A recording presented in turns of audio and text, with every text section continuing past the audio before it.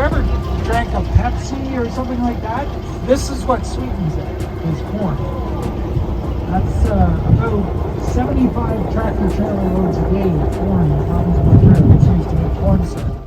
These which burn with car engines, which is kind of cool because it's a renewable energy source. But yeah, I think people lose track of the fact that we actually drink corn. That's the biggest use is corn syrup.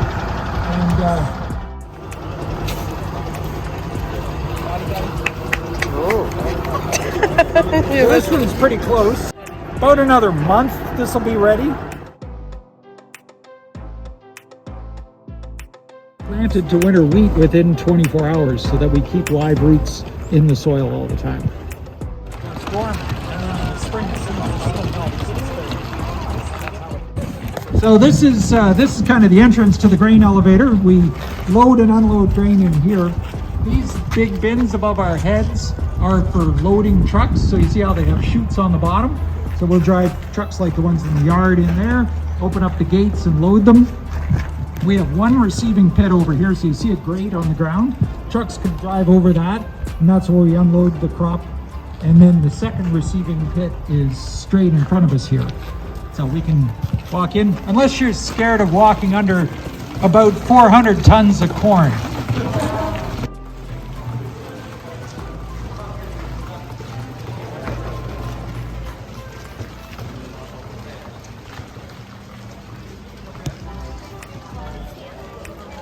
Yeah, this is the grading room and everything. This is kind of the main truck receiving area. We keep the grain elevator is nicely hidden. You can't see it from Yonge Street. This is where most of the action goes on. There's two structures I want to draw your attention to. You see, most of them are smooth walled bins, but you see one with like a railings going around it all the way up over here. And then there's another one behind the building. Those are grain dryers. So I was saying earlier how you can't store a cereal product if it's wet, it just spoils or molds. So that's how we dry grain when we receive it. It goes through those. Now, really simply how they work, it's like a stovepipe that's mesh. So we dump wet grain in the top, we pull dry grain off the bottom, and inside the center column is just a natural gas flame. And we control it all from this building here has the control rooms for everything in it. But so basically we have to burn natural gas in order to make grain dry. If we lived in Australia or Texas or someplace like that, you wouldn't have to.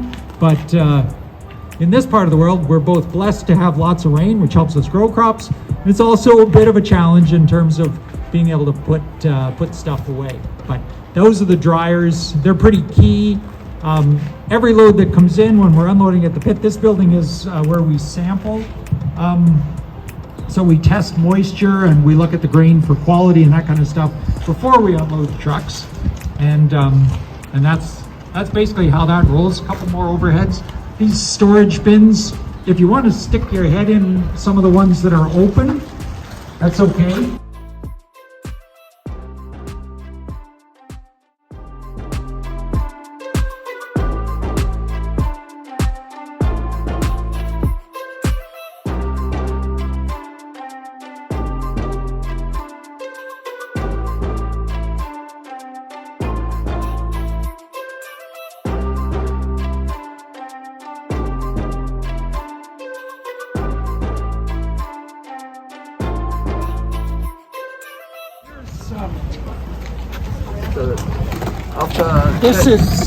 This is wheat, so that's the kind of wheat we grow.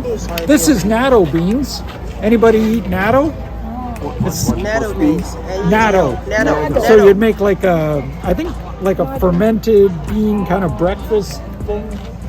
Or miso is made out of this. Oh, miso. Oh. So these were harvested yesterday.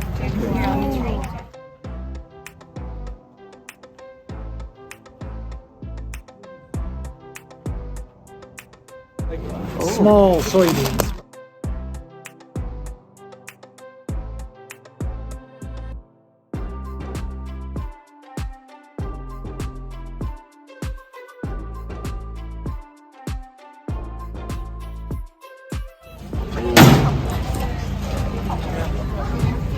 So if anybody is curious, oh, hold on.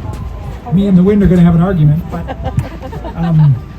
this is kind of a standard grain bin, so if you stick your head in the door, you can see the mesh floor.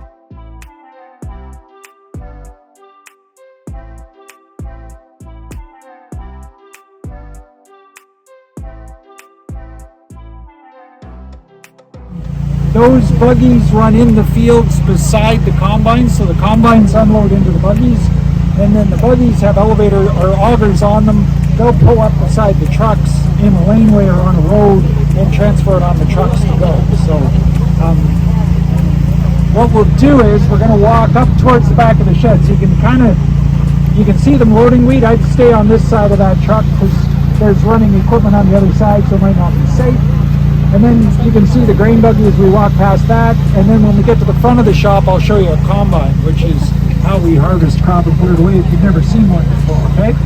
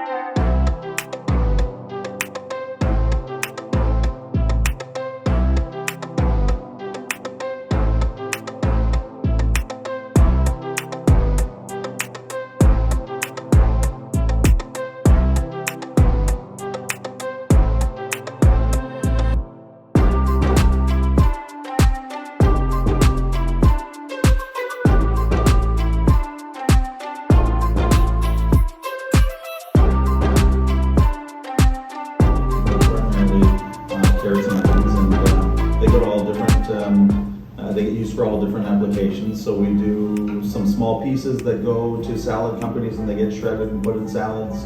And we do some large carrots that would go to restaurants, and the restaurants would use them for their meals. They like the bigger sweet carrots, so we grow different varieties that would accommodate them. And I guess with a big carrot at a kitchen, you don't have to cut it into so